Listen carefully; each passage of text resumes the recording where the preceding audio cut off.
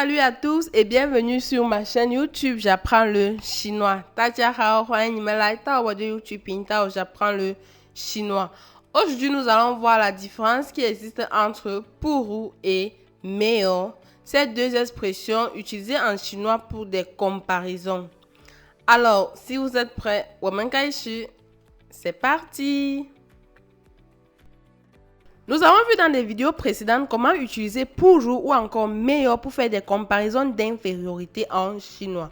Alors la vidéo d'aujourd'hui porte sur la différence qui existe entre ces deux expressions courantes en chinois. Déjà, il est à noter que meilleur est utilisé pour des comparaisons objectives, c'est-à-dire un constat. On constate que A est inférieur à B dans un certain domaine. C'est une observation visible par tout le monde. Pourru, par contre, est utilisé pour donner son appréciation subjective, c'est-à-dire son point de vue par rapport à un sujet précis. Dans ces deux exemples, pour mieux comprendre la différence qui existe entre meilleur et pourru. 今年的冬天没有去年的冷. L'hiver de cette année n'est pas aussi froid que celui de l'an dernier. Ici, c'est un constat objectif, c'est-à-dire que votre point de vue peut être généralisé. Mais lorsque vous dites « 今年的冬天不如去年冷. » L'hiver de cette année n'est pas aussi froid que celui de l'an dernier. Le sens de la phrase reste le même, mais seulement que dans la deuxième phrase, le constat est personnel. C'est un ressenti personnel, c'est-à-dire que d'autres personnes ne peuvent pas forcément partager votre point de vue. C'est ce que vous ressentez personnellement.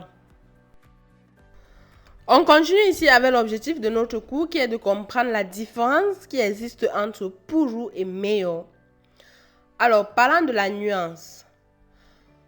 Pourru est utilisé de façon subjective pour des jugements de valeur, alors que meilleur est utilisé de façon objective pour des faits mesurables, pour des faits observables. Le sens, il reste le même pour les deux. Pour ce qui est du contexte, pourru, je le répète, est utilisé pour des jugements personnels, subjectifs, par exemple les goûts, le style, les préférences, les opinions, les qualités non mesurables. Meilleur, par contre, est utilisé pour des comparaisons factuelles, la taille, l'âge, le nombre, la température, la vitesse, etc. Tout ce qui peut être mesuré, observé. Pour la structure, pas de problème. Toujours comprendre la différence qui existe entre meilleur et pourru, nous avons pris ces deux phrases. Ta meilleur workout, il est moins grand que moi. Ici, c'est meilleur.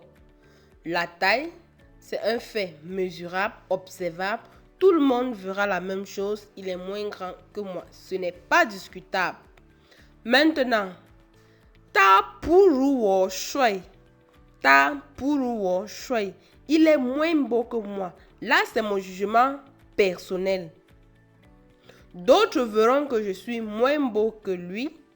Mais moi, personnellement, j'ai dit, il est moins beau que moi.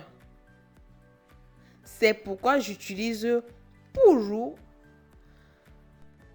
Toujours la différence entre pourru et meilleur. On a ce petit tableau. A, meilleur, B plus adjectif. Oui. Avec meilleur, on a l'adjectif. Ta, meilleur, wo, quand ça passe. A, pourru, B plus adjectif. Oui. Ta, pourru, wo, quand ça passe. A plus verbe plus pourru, B, ça passe. Ta, changa, pourru, wo. Changa, ici c'est le verbe chanter. Ta, changa, pourru, wo, ça marche.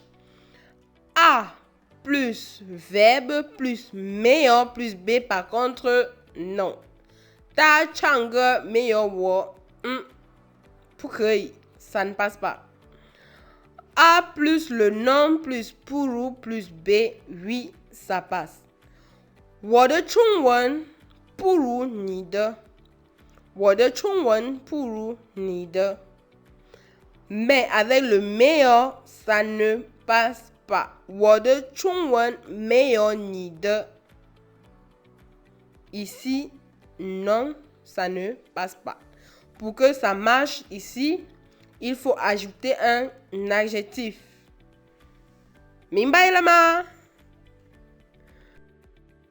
Merci d'avoir suivi la vidéo jusqu'à la fin. Merci parce que vous vous êtes abonné, vous avez liké, vous avez partagé. Merci de laisser vos avis en commentaire, vos questions en commentaire. Et on se dit à la prochaine pour une nouvelle vidéo.